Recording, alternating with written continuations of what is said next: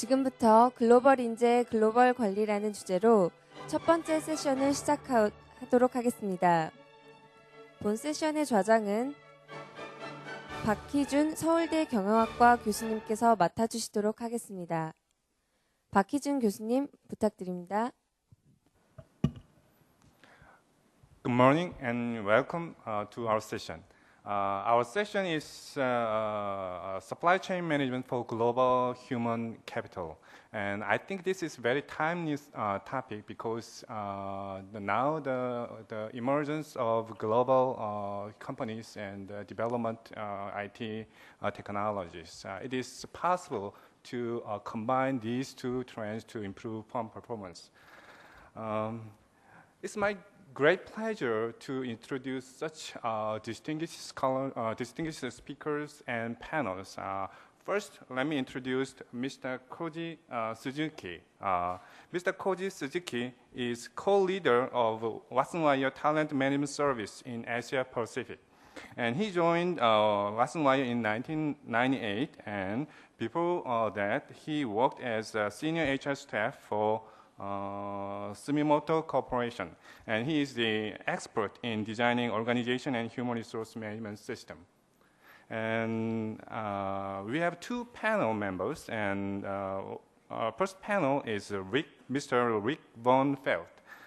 He is a senior HR consultant at Future Workplaces, and he has 15 years of experience as HR experience, including Dell, Gillette, and Hewlett-Packard. Especially, he has many years of experience in Asia region, especially in Japan and Singapore. And last but the least, the panel is Ms. Choi Hyuna. He is the head of Human Consulting Group at Watson Wire Korea, and she has worked for Pursuit and McKinsey.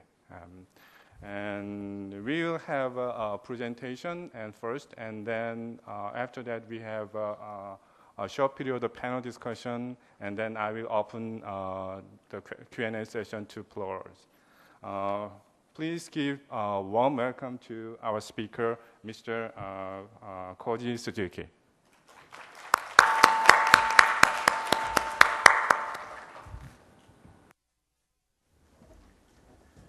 Good morning, everybody. Please forgive me that I'm going to speak my presentation in English language, because I don't speak Korean. I know very little Korean phrase. So my name is Koji Suzuki from Watson Wire Tokyo office, and I work for Watson Wire for more than 10 years and focusing on globalization for Japanese multinationals. And today I would like to share the Japan updates, what's happening on Japan, and how the Japanese multinationals are moving forward globalization.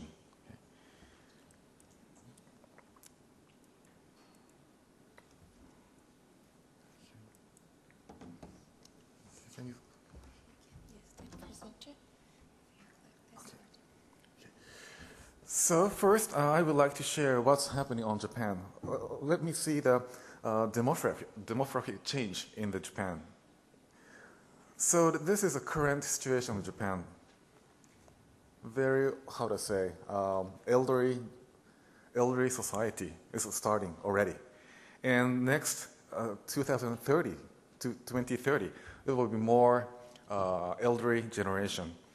And some government estimates the population of Japan will be half size of year 2000. At this moment, Japan has more than 120 million population, but in the next 50 years, it will be 60 million, almost half size. Optimistic statistics estimates 80 million population. And this is a percentage of population above 65. already 2005, 20%, 1 of 5 persons are above 65. In year 2025, it will be 30%, and to 2050, it will be 35%. But same situation happens in Korea as well. It's okay at this moment, but in 2025, it will be almost 20%, and 2050, Korea is also reaching 35%, near to 35%. And the very scary figure is China. China is still, right now, is very low. It's only 7.6%. But in 2050, the Korea is also reaching, the percentage will be near to 25%. So in East Asia, we're facing the elderly society in the near future.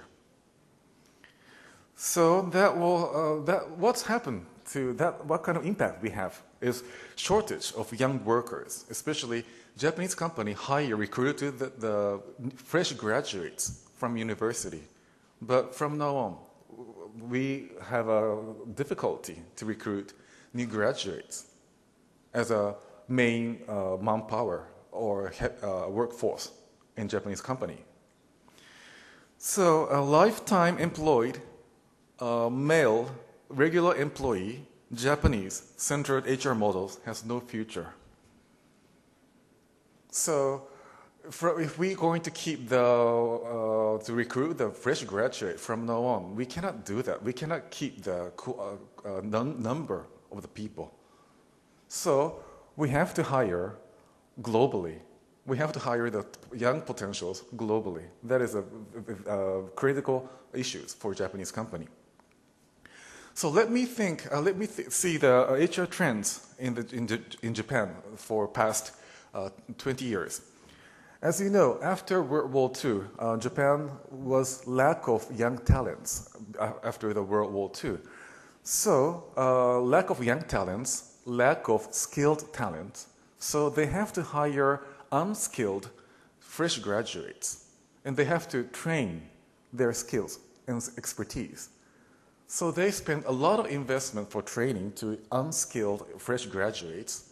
So they try to keep the talents. That's why they created the system like seniority-based system.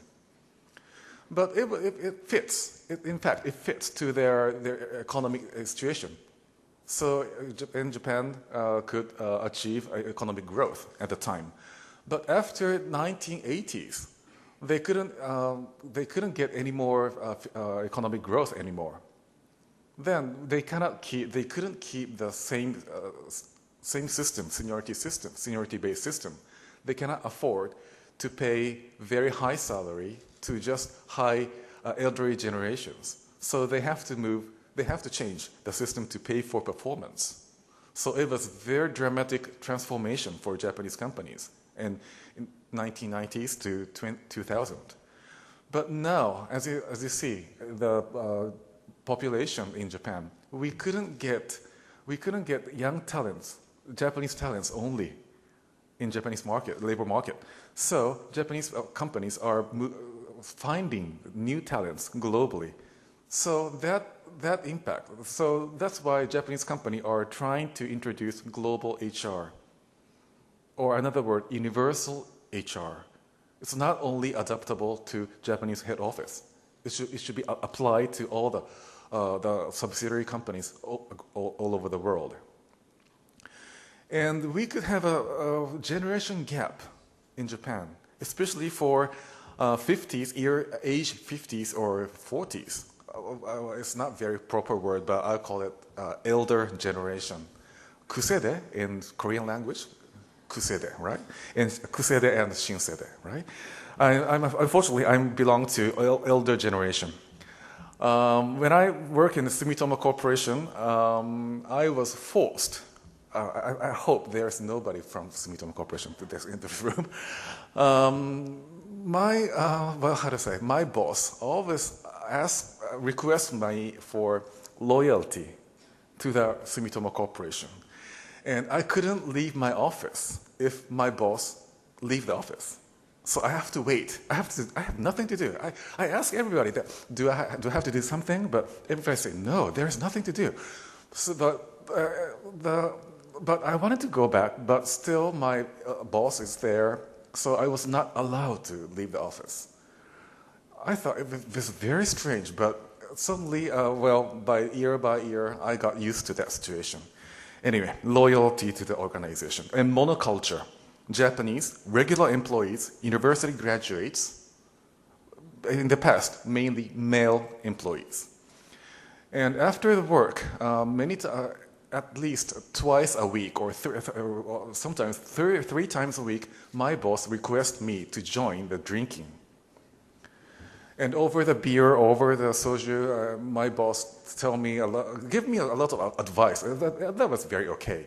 But when I was a fresh when I was 22 or 23 years old, I thought I wanted to get these feedback or advice during the working hours, not in the drinking time. But anyway, that kind of the socializing area is kind of creating the, solidarity, teamwork atmosphere. So that's why we could communicate in context, not in content. So we don't have to say everything, but we could understand each other. So I think I heard that some of the company in Korea have the same situation. They enjoy the drinking and they talk honestly during the drinking time to create solidarity or teamwork or make a strong company culture. And the third point, work is hard, be patient. In the older generation, they have a paradigm that work itself is very hard. We have to be patient. But why they can be patient? Because they can expect internal promotion, internal recognitions in the past. But what happened to younger generation, Shinseide generation? After the 1990, bubble economy in Japan collapsed. So after that, most of the Japanese companies stopped hiring. So the younger generation had a very difficulty to find a job after that. And so the paradigm towards working is very different to compare with elder generation. Basically, they do not have loyalty. They are more concerned about their career or professional. And they hate such kind of drinking hours. They want work-life balance. They want to split from working hours and their private life. And of course, they don't care to work together with diverse people. Especially, we have a hope that if I look at the elementary school in Japan, it's very common that there are non-Japanese students in elementary school. So the Japanese kids don't care about playing together with non-Japanese people. But still, younger generation don't care about diversity. So they admit diversity, and they don't feel work is very hard. They request engagement or self-fulfillment.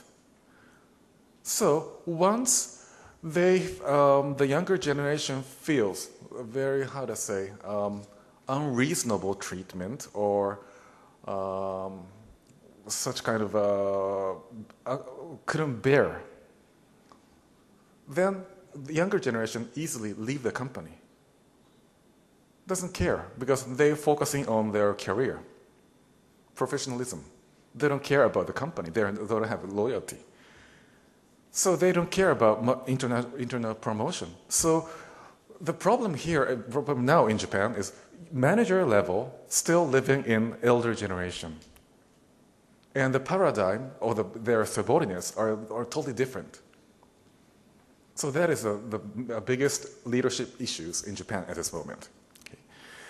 Anyway, and the key drivers for transformation for Japanese company has four things. One is global and diversity, how to attract and retain talents globally. Kusede manager cannot retain and attract talents globally, of course. Even I myself, I was not attracted by that kind of old paradigm. And next is engagement. How to encourage engagement of your people. And third is flexibility. Because we are facing the elderly generation, many employees have to take care of their families from now on. So how to create flexible working condition is another big issue for Japanese companies. And fourth is innovation.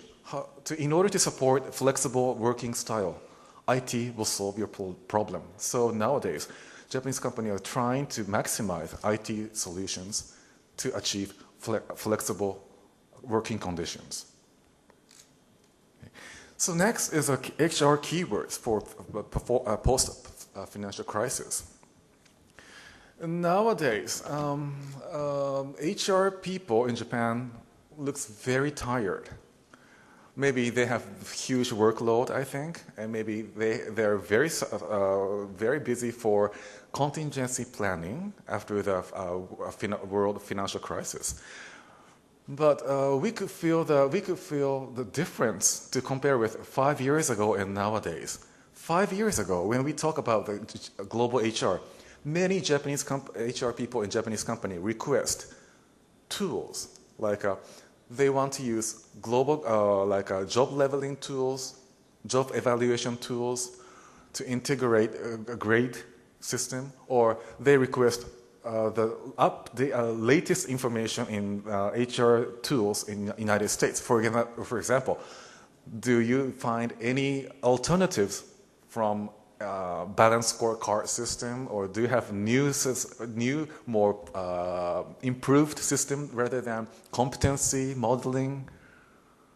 So in the 5 years ago, many HR people in the Japanese system, a Japanese company, trying to find HR systems, HR tools. But nowadays, their issues is totally different. They're focusing on more business strategy. Because, as you know, the main mission of HR department in your organization is not payroll, not management, performance management, not introducing HR system. It's not your real mission inside your organization. HR mission is supporting to achieve business strategy by solving a lot of issues in HR related. So nowadays, Japanese HR recognize their real mission. So their inquiries from Japanese companies are very different from the past, more business oriented. Some cases, for example, M&A.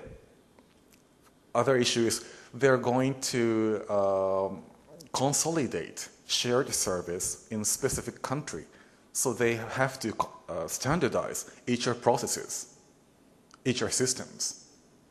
Or other inquiry from another company was they want to consolidate and integrate all the compensation data in order to review the appropriateness of the payment level all over the world.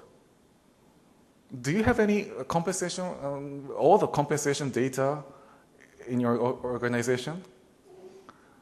Unfortunately, Japanese company has just started. They started to collect these information.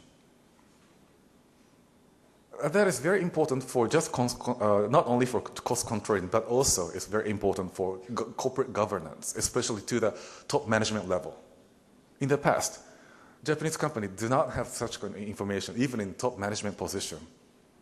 They got some the letter for approval, but they have limited information. They agreed without any evidence. So nowadays, the Japanese company recognize that it's very risky situation. So that's why they're trying to collect the information. But anyway, HR people, the main mission for HR is not implementing a system. Your mission is to solve the business, to achieve business strategy. So if we look at the HR issues from business perspectives, I think there's a lot of issues exist in your inside your organization. For example, branding strategy, how to build strong brand inside your labor market. Or have you ever calculated all the recruitment cost all over the world? How much are you spending every year just for recruiting talents? Paying advertisement to newspaper, paying a lot of money to headhunters. If you use some portion of the money to salary increase, maybe you can decrease the turnover rate, right? So we have to think total budget, total HR budget, not split into training budget, recruiting budget, salary budget. We have to think more total perspective. And development. Nowadays, top management, we're very concerned about ROI of training. I know that training is very good methodology to retain talents. But for employee point of view, it's okay. Training, all the employee welcomes trainings. But what happened? But what about ROI? Is it very effective? Is it supporting to achieve your business strategy? We have to review one more time effectiveness of the training. And retention. Balance between recruiting cost and budget of incentive and merit increase, for example. And turnover, adequate turnover. And some cases, some company have an issue for replacement. So we have to figure out the HR issues from business perspective, not focusing on program or systems. Okay? And this next page shows the perspective of total rewards. It's very common recently. We categorize into 3 dimensions. One is role-based rewards. Typical thing is base pay, basic salary. And second one is performance-based rewards. Typical thing is salary increase or incentives, bonus, or long-term incentives. And the difference between number 1, role-based, and performance-based is role-based rewards were applied to everybody.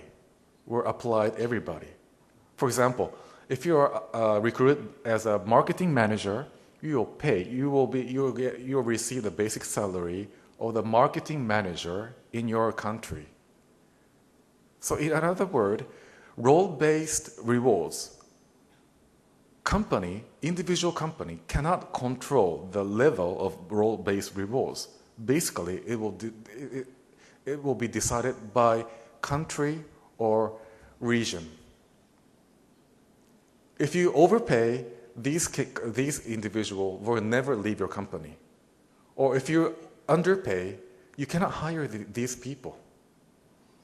So role-based is decided by countries or your labor market. But second program is different. Performance-based rewards are not applied to everybody.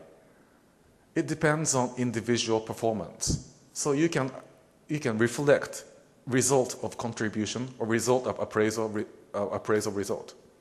So it's very different.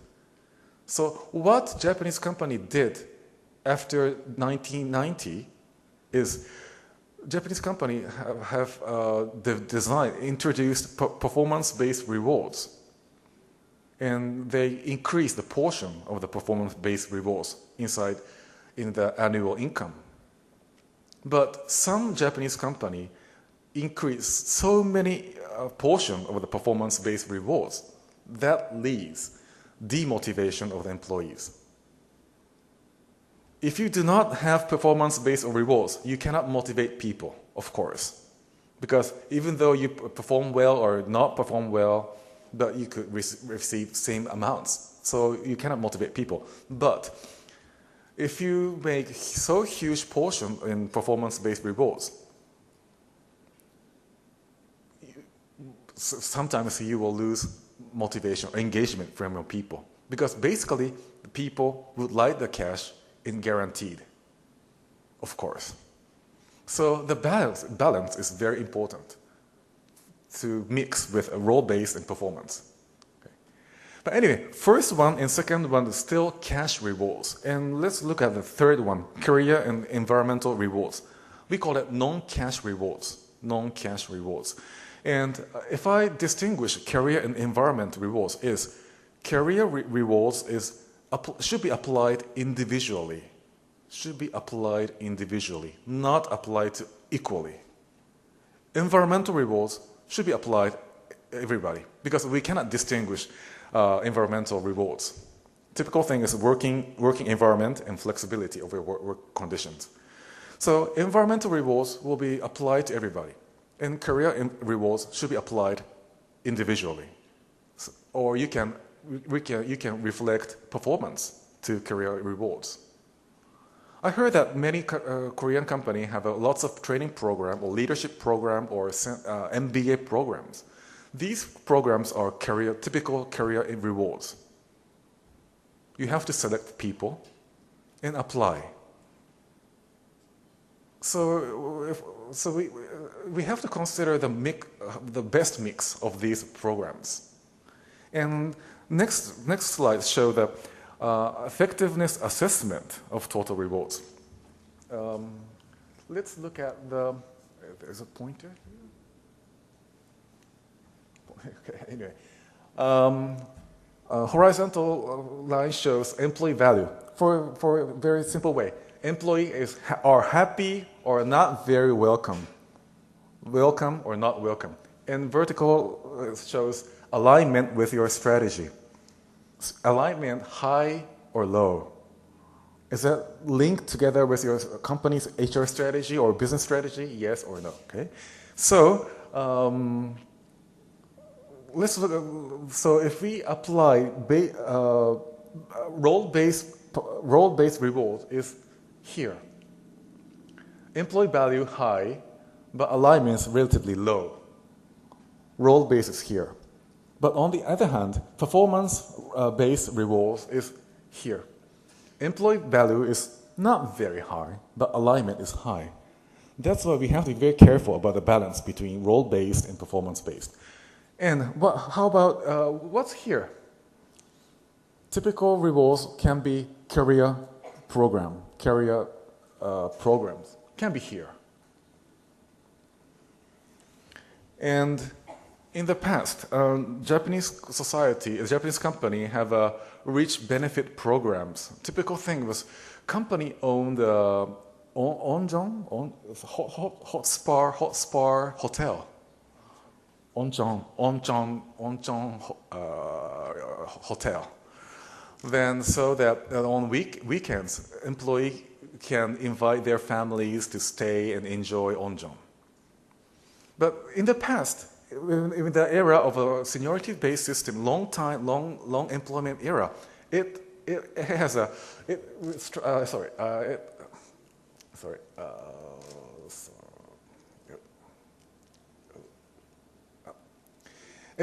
so in the Onjeon Hotel has a meaning, has a link to, was an alignment because the company wanted to treat the employee as a family of the organization, and they want to treat family at the same time. So it has a strong linkage. And also, at that time, there in Japan was not civilized or not developed fully, so there's very limited leisure at the time. So Onjeon Hotel was one of the limited pleasure for employees.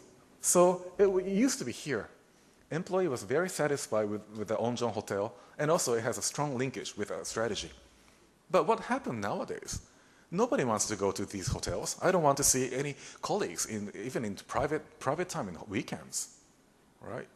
So nowadays, employee no longer welcome these rewards anymore, and also it has no linkage between strategy. So it's here already. We don't have to spend money for such sort of things. We should allocate these budget to more effective programs. So I think, I don't think you have such kind of programs, but I think it's worth to assess your effectiveness of the programs. Okay. Anyway, recently the Japanese company are trying to integrate talent management or HR programs. In the past, recruiting or rewards, compensation or salary or training are handled by different people.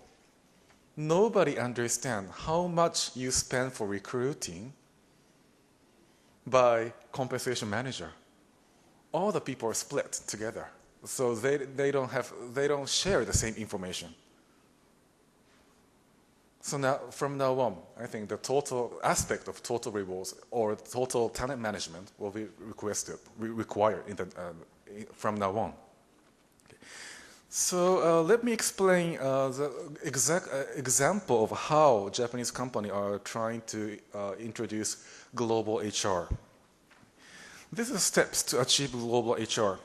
Basically, many Japanese companies are trying to get to choose stepwise approach, not in once, stepwise approach. The first step is what kind of data or information you want globally.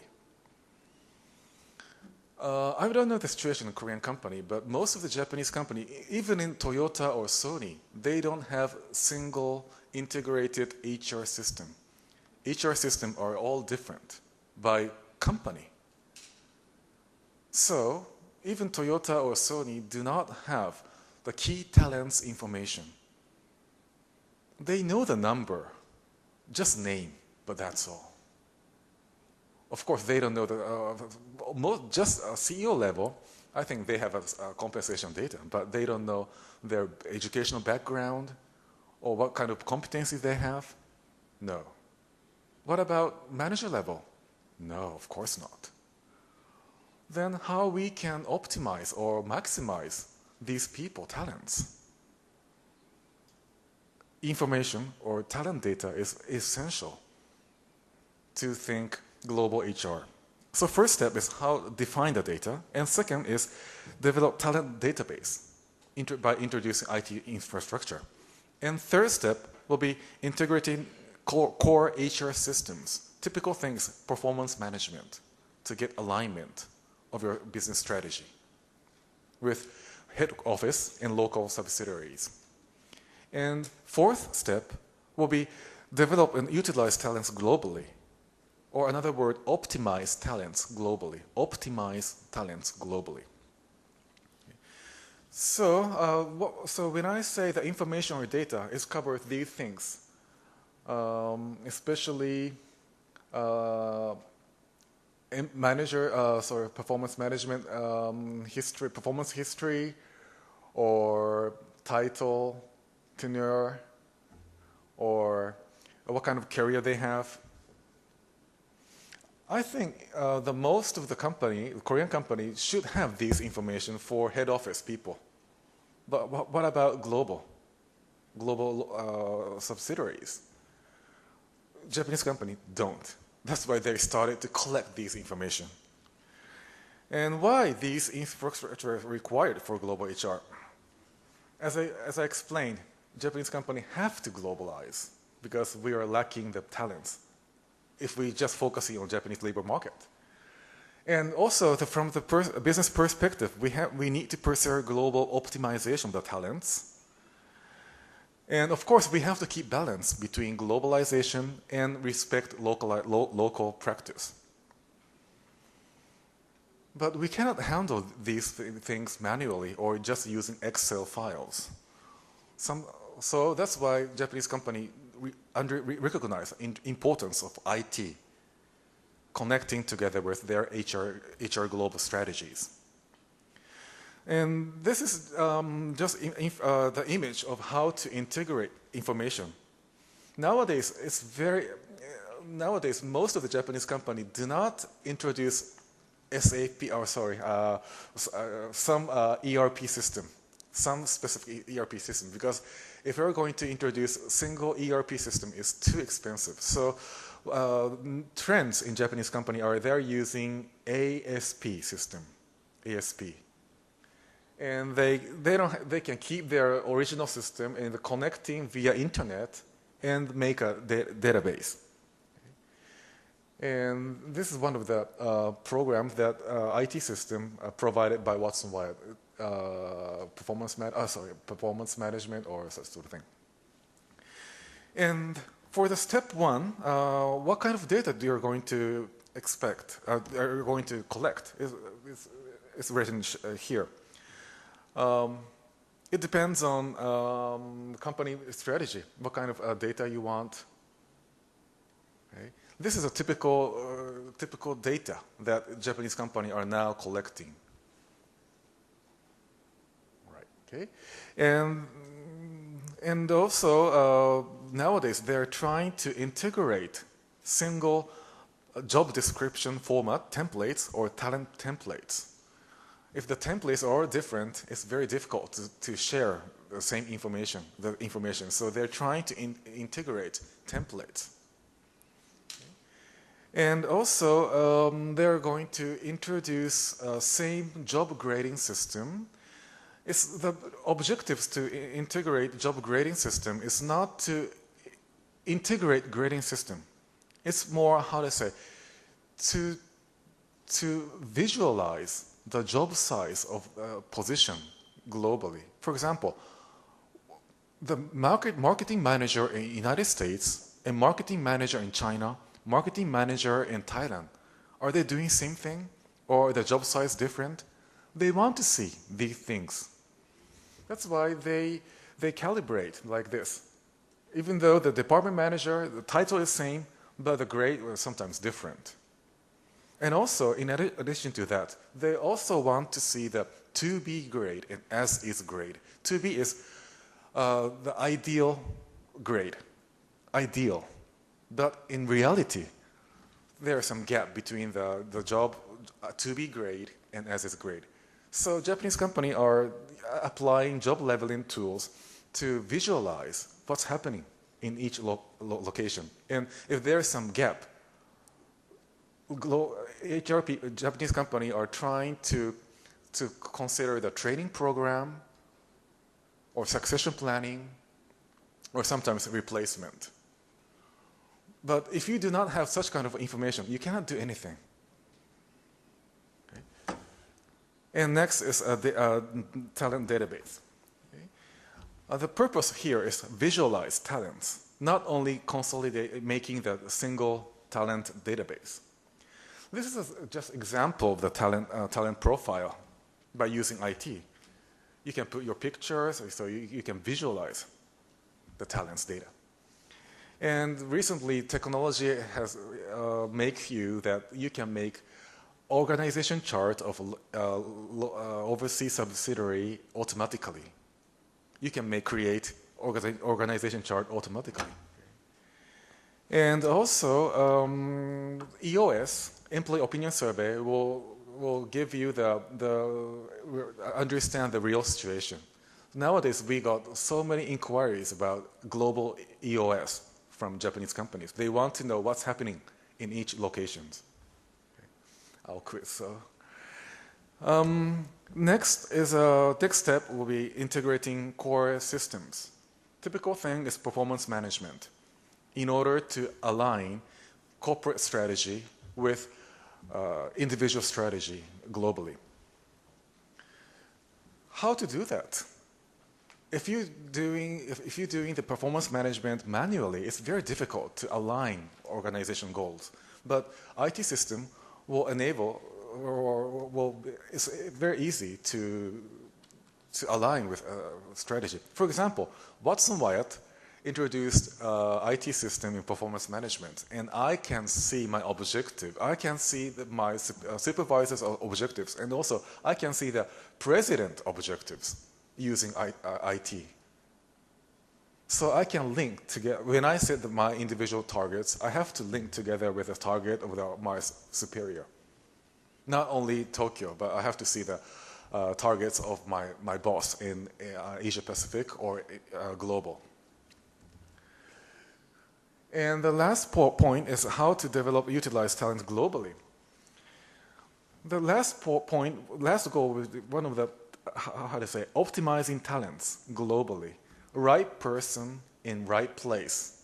Right person in right place. So succession planning will be very, very critical. And strategic workforce planning is, of course, very important. I think most of the company has introduced workforce planning already. But have you ever planned workforce planning globally? Especially production. I think many companies has already global production workforce planning. But what happened for marketing people? HR shared service, financial shared service. Have you ever think about global workforce planning for these functions? We still have a room for improvement to get better effectiveness. If we consider the workforce planning globally, not by each location. So first, we have to confirm the current workforce profiles, and next, future workforce projections. And finally, we have to move toward optimization. And of course, when we consider the workforce planning, we have to link together with business strategic planning, business strategy.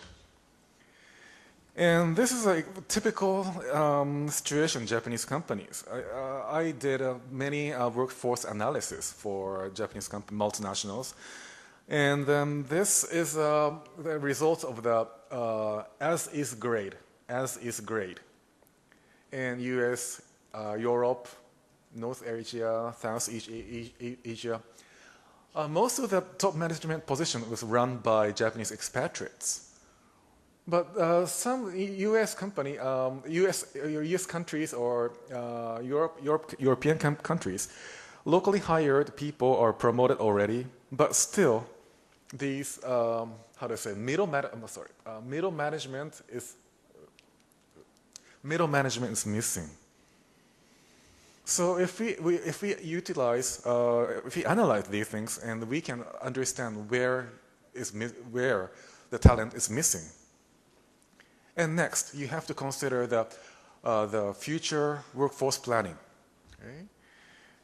And in order to optimize the talents, we have to have information, talent information. In which area, what kind of skill is required? We have to consider these things. And I'm a little bit lack of time, so I will just to show the summary. So the role of HR activities, if we're going to separate into three dimensions: operational, or programmatic, and strategic. And in the past, strategy, HR strategy were done by Japanese headquarters, and the HR and the subsidiary company only focusing on HR operations, just payrolls, just provide trainings. But we have to consider the mixture, that we can outsource operations. We don't have to keep talents for good talents, just running operations. So we have to consider the mixture, what kind of function that global HR doing and regional HR have to do. And lastly, this is a progress of the HR service. In the past, in 1990s, Japanese companies are focusing on more transactional service by introducing HR systems like balanced scorecard, competency systems. But after they introduce HR system, they shift toward to talent management. For example, the typical thing is leadership development. And nowadays, they're shifting to strategy. How to integrate the people after M&A, how to set global workforce planning. So they're already shifting to here. Oh, sorry, shifting to here. And yesterday, I could have a chance to talk with an HR manager in a Korean company, and I feel that most of the Korean company already shift to talent management and also governance and strategy stage.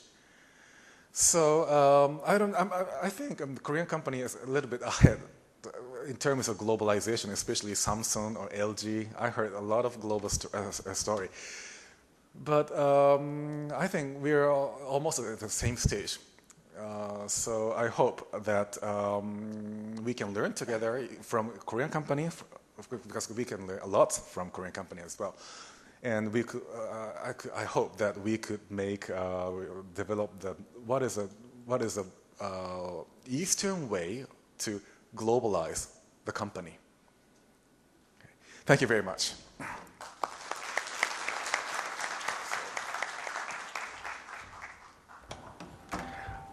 Thank you, Mr. Suzuki, for your excellent presentation. Okay. We found Mr. Suzuki's presentation very relevant and informative, especially to Korean managers, because both Korean companies and Japanese companies face similar environment changes and organization development. But I also can notice two universal themes in his presentations. Those are, the first is from localization to from local HR management to global HR management, and it is very important because nowadays many big companies are globalized and they have many branches in all over the world. So how to manage or integrate these functions to increase efficiency or effectiveness of HR function and finally improve firm performances. Second one is moving from traditional functional HR management to strategic human resource management. Strategic human resource management is strategic in two senses. First one is that strategic management should improve firm performance, should impact firm's bottom lines. Traditionally, HR function focuses on the sub-functions of human resource management, such as staffing, compensation, performance evaluation, such like that, and measure the effectiveness, how they do in those sub-functions. But now the effectiveness of human resource management are measured by how much impact or how much they improve firm's bottom line. Also, strategic human resource management is strategic in the sense that it should be aligned to firm's strategy. Human resource management strategy is a part of the firm's function. So by aligning human resource management strategy to firm strategy, we can improve effectiveness and improvement of human resource management. In those two senses, the IT is very, very critical or essential foundation to global human resource management and strategic human resource management. And Mr. Suzuki's presentation addresses how to use IT systems to achieve those goals. It's a very excellent presentation, and we can have many discussions from how to implement those ideas presented in this presentation, and what's the implications for the human resource management as well as firm performances. And I will hand the mic to our panel to discuss those topics. And we go first.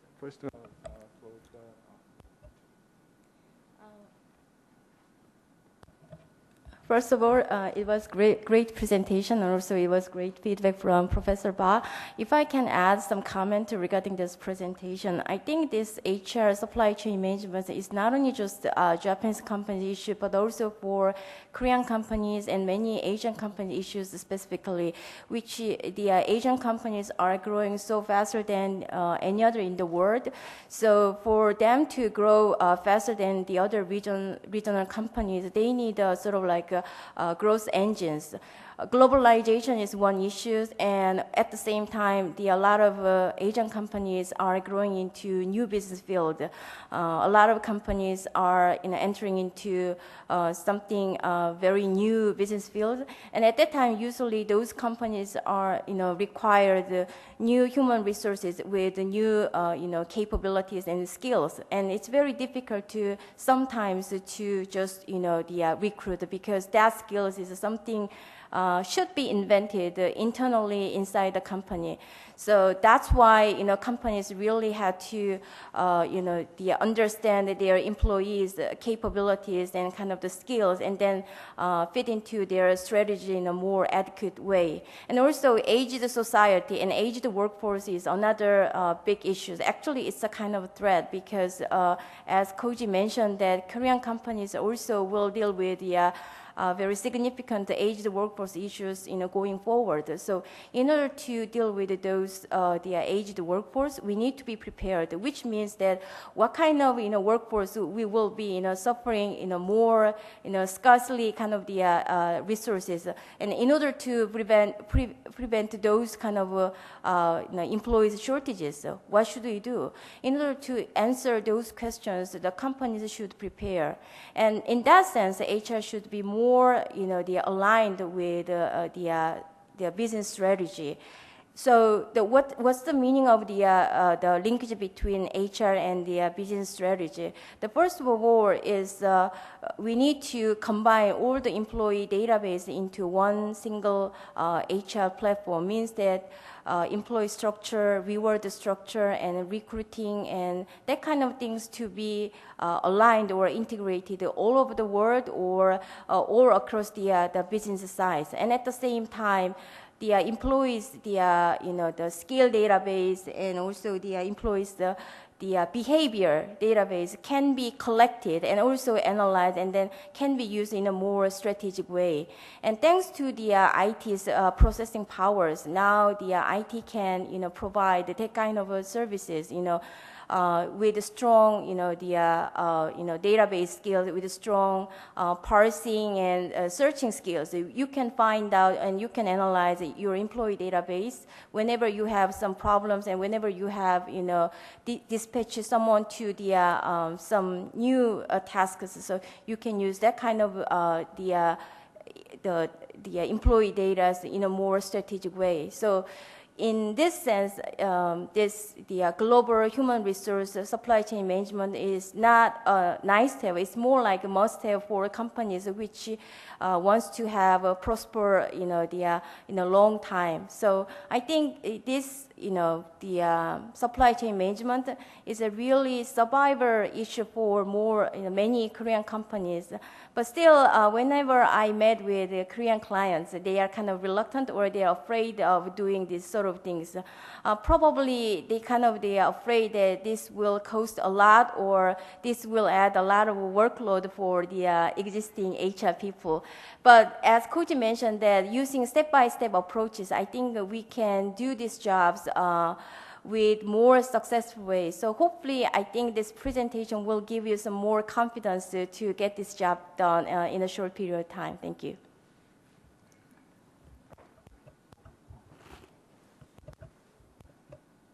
There we go. Good morning, everyone. Let me first start out by just mentioning a little bit about myself. I've been a human resource executive for about 15 years, doing everything from human resource generalist to staffing, training and development, OD. I look at myself as a person that focuses on strategy and human potential in whatever job it is that I'm doing. I'm going to make a statement that's pretty bold, and the statement is that if you are not doing analytical thinking, such as workforce planning, in your job today, you will not be successful in HR in the future, and you will be left behind. It's that important in terms of the future and knowledge and information that will come together. With the continuously improving capabilities around knowledge and information being at the hands of every other organization within the business, from finance to operations to strategic thinking, human resources has to take an analytical approach to what it's doing. It has to make choices with information, not only about things that you know inside, but also things that are happening around with your competitors and within the marketplace. Having said that, though, workforce planning is, in my opinion, only one small piece of the equation. It's data, it's information, but it should be the second part of the thing that you're thinking about. The first part that you really need to be thinking about is, what is your overall strategy at human resource level, and how does it tie into the business? Workforce planning gives you rich, important data that's very important. But I have seen all too many companies that find this excitement of being able to get great data, and they go running in to collecting and looking at all of this data, and in some ways it can be quite dangerous within a company if you're only focusing on the data, but you don't know what you have the data for. You don't know what you're looking for. You don't know what you're going to do with it. You end up looking at job roles, and you look at analytics around database and grading and management objectives, but you haven't really stopped and before you looked for that information said, what am I going to do with it once I get it? How am I going to explain it to the leadership team? We learned that a little bit the hard way at Hewlett-Packard. 4 years ago when Mark Hurd came to become the leader of Hewlett-Packard, he is a data-intense individual. That is his whole thing, and he's very good and very sharp at it. And in the beginning, he came and said, human resources, show me your data. And we didn't have the data that we needed in order to be a global, forward-thinking company. And so very quickly, we hired consultants, and we hired processes, and we bought software, and we bought all these tools, and we started gathering and looking at all of this data and doing job benchmarking and role. And before we knew it, the leadership started saying, I'll take that information, I'll take that information. They started doing things with that information because we didn't know what we wanted to do with it in the first place. Human resources has a responsibility to think about the strategy around what you're going to do. You need to understand the levers and the choices that you need to make with the business in order to be successful in the future. Workforce planning then gives you the data and the information that you need to know. Second point. Workforce planning is one part of a strategy, but understanding a social strategy that's connected to those changes are very important. If you start making decisions based upon all of this wonderful data that you're going to get, and you don't have a strategy that's going to look at the value proposition for the employee, a great communication strategy around what you're going to do with the information, and slowly how you're going to turn the ship based upon this information, you will alienate your employees. People will only see decisions that are being made based upon data, and they'll say, but what about me? I'm a human being. That's why I came to this company. And if you said, but the data says this is what we should be doing, it will be better for the company. That will alienate your employees. You have to start with a social strategy in addition to the workforce planning strategy. And you have to really think through what's going to be your culture strategy. What are you going to do about Web 2.0 and collaboration strategies?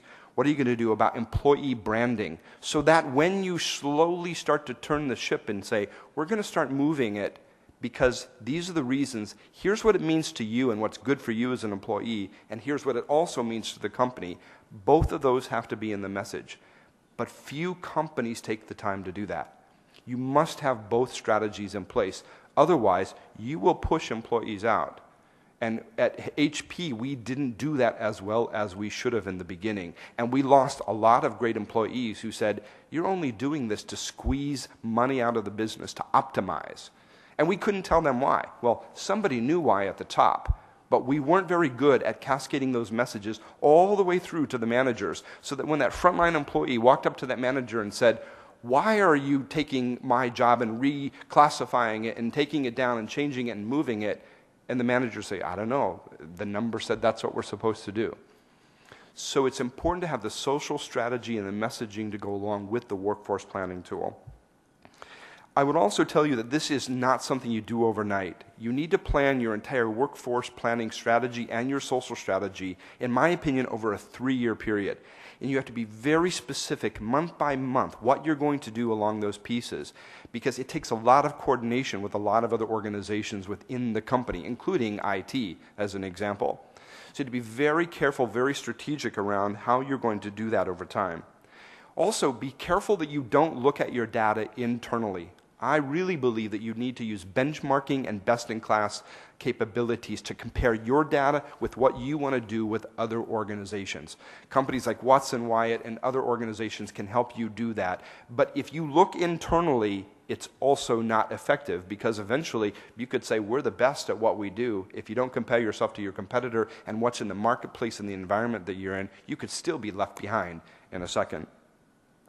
I would also recommend that you choose your system and your vendor carefully, because that's going to be a very, very strategic partnership. You start rolling out IT systems, and all of a sudden you're putting millions of dollars into tools, and you didn't think about what it was going to be over your 3-year period.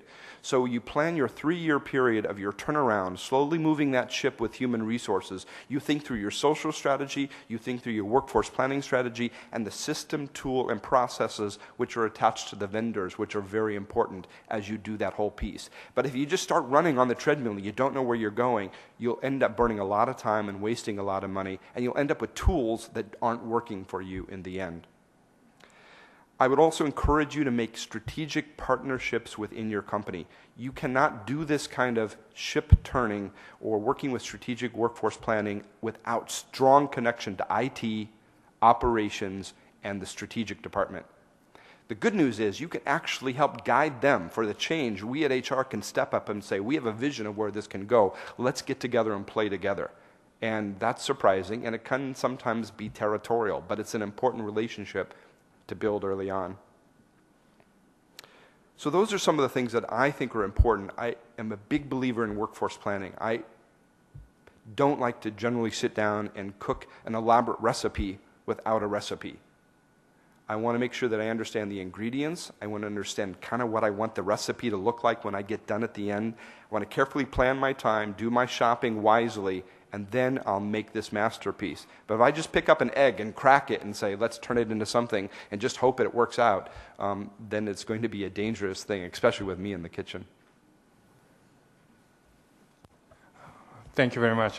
We had a very excellent comment from the panels, and they talk about the importance of IT to integrate global HR systems, and an additional factor you should consider to integrate HR systems, such as a strategic alignment or social partnership, social strategy, and strategic partnership with the vendors and something like that. So it's a very, very helpful comment, and to improve our understanding how to plan and use global HR system using IT. And Mr. Suzuki, do you have some response to the comments? No. Before, do you have? I don't have. Respond to comments, it's okay. Okay, let's take the questions from the floor first, and then Mr. Kozuki will answer the questions and comments.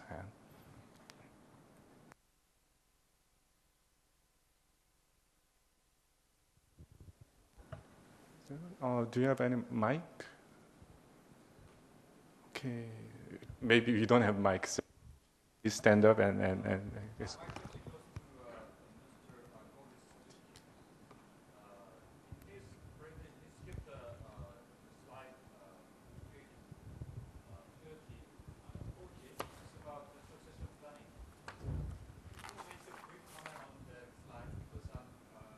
Interested in the succession planning.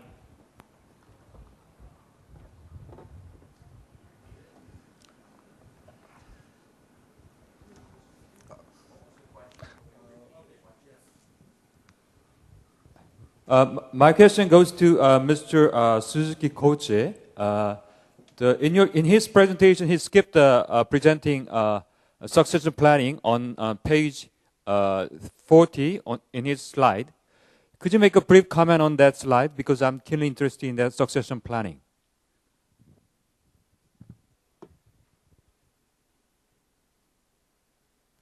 Okay. I'm sorry that there I have a lack of time and I couldn't explain it all. On the page, slide number 40 was on succession planning. This slide shows what does it look like for the succession planning. So we have to specify what is a critical positions and what kind of skills or competencies are required, and who are the candidates, future candidates. And you have to analyze the gap to fulfill the requirements. And what is your development plan, and how long does it take to develop your talents or candidates to fulfill that, the positions. But that is overall a fundamental issue that we have to consider in succession planning. But we have to distinguish between, we have to distinguish from creating the talent pools and replacement planning. Replacement planning is a different issue. It's more, we have to think in the short term. And succession planning, most of the objective for succession planning is for creating the talent pools. So we have to distinguish, when we're talking about the succession planning, we have to distinguish 2 points, replacement or creating talent pools for the future. Thank you. Another questions?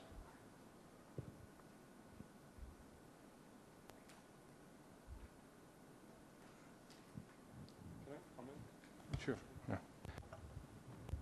Maybe just also to follow up a bit on the succession planning question, I think it's a very good one. If you look at benchmark best-in-class companies, 9 levels in a company is the benchmark goal of the best-in-class company. From the CEO down to the individual contributor, the best-in-class company has 9 levels. We started out with 14 at HP. We got it down to 11, and they were working to consolidate those last couple of levels. First question to ask yourself is, how many levels do you have in your company? And in workforce planning, strategic planning, it's an interesting exercise to go through and to begin to analyze what those numbers are and think about the various layers and the costs associated with that. With that, once you get to that information, then we had it as our goal to ensure that there was both a talent pool and succession planning for the top 4 levels. And we also then targeted strategic critical roles from levels 5 through 8.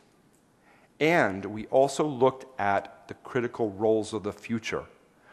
And I mentioned the last one because a lot of companies don't do that. We're all planning for the roles that we have today.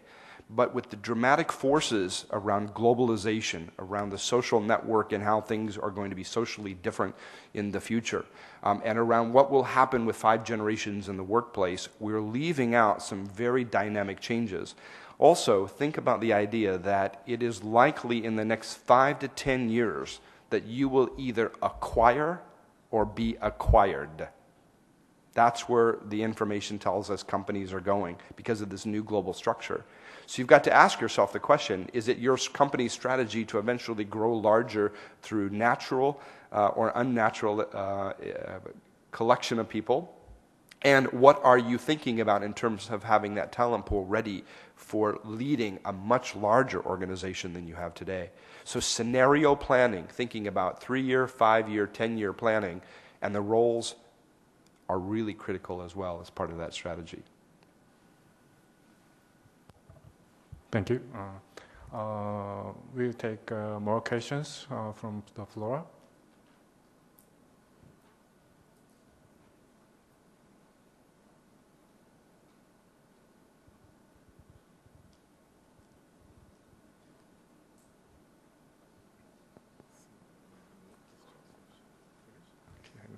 Okay, because no further question from the floor.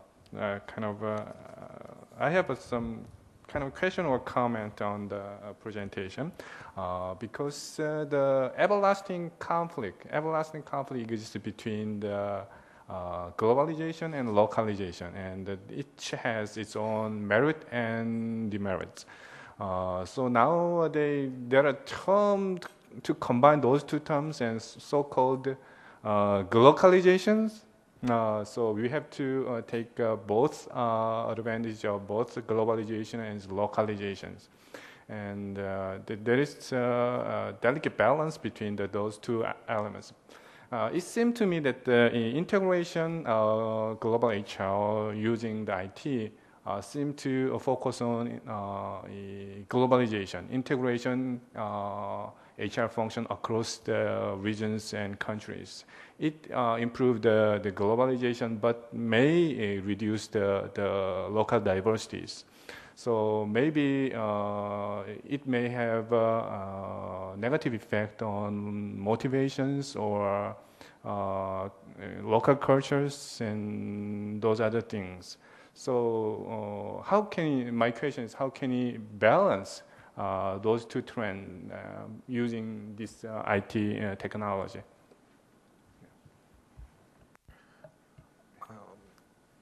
I think I have several global pharmaceutical companies as a client, and then about the globalization versus localization. For example, sales force, especially pharmaceutical industry, are very, very domestic, and it's very hard to integrate these forces because they are handling local service provider. Medical system is very different by countries, so it's very difficult to integrate into one single system. But on the other hand, marketing or research or in development, they have to be integrated. They have to pursue more effectiveness globally in terms of a workforce and also spending money for research and development. So even in one single company, the globalization and localization will be different by function. So I think that trend will be kept especially in pharmaceutical, and not only for pharmaceutical, other companies as well. If I add some comment, I think this global human resource supply chain management is actually the right tool to connect between global and localization. Previously, globalization and localization always kind of regarded as controversial or the conflicted issues. However, in order to align those globalization into localization, we need to have a sort of like a common language to communicate each other between global and localization. So this HR integration does not mean one single HR system dominate all over the world. Basically, the centralization or integration of HR systems make each other system kind of communicate each other, which means that for local talent, their roles and their kind of characteristics can be reflected in a more effective way. In that sense, the role of HR people in regional headquarters, global headquarters, and each local headquarters is also important, because the system only gives kind of just data or information. It's a human being, it's the HR people to analyze those data into very valuable information. So this the global human resource supply chain management can be a good way of connecting globalization and localization. I guess I would add a perspective, which is strategy is global. Strategy shouldn't be local. Strategy should be at the global level of where the company is going, whether it be a Korea company that's managing globally or a company from outside of Korea that may be managing Korea as a part of it. Data should be global. Data is data. How you decide to implement, collect, and the tools that you use can be localized based upon language or system skills. But I think it's important that from a human resource leader message, that it's important to upfront state the goal, the strategy of where HR is supporting the business, the data that needs to be collected and why that data is important, and then to have a discussion around localization of tools and processes in collecting and understanding that data, and eventually in implementing some of that strategy. But I'm always cautious when I start to hear folks say, we need to localize the strategy and data, and I think it's got to be global. I would also add that the future of the world is global. Korean companies are going to be purchasing companies from outside of Korea. And I can tell you of several stories in which Korean companies have purchased companies in the US but tried to use a localized strategy versus a global strategy to implement their data collection human resource management strategy. It did not work. So companies have to adapt a global strategy, think about the questions as if they were going to have a global presence, and then work backwards. Not to do so will be very risky for companies in the very short term and definitely in the near term. Thank you very much. And we should wrap up this session. And I think we have very, very excellent presentations, very useful and insightful comments from the panel and floor. And the topic addressed this session is very important and very timely and relevant to Korean companies and other companies. And especially if they are already kind of globalized or going globalized. So I hope you find this session very useful and informative and get some useful insight. Thank you very much for the excellent presentation and comments for the speaker and panels. And thank you for all the audience for coming in this early morning. And thank you very much.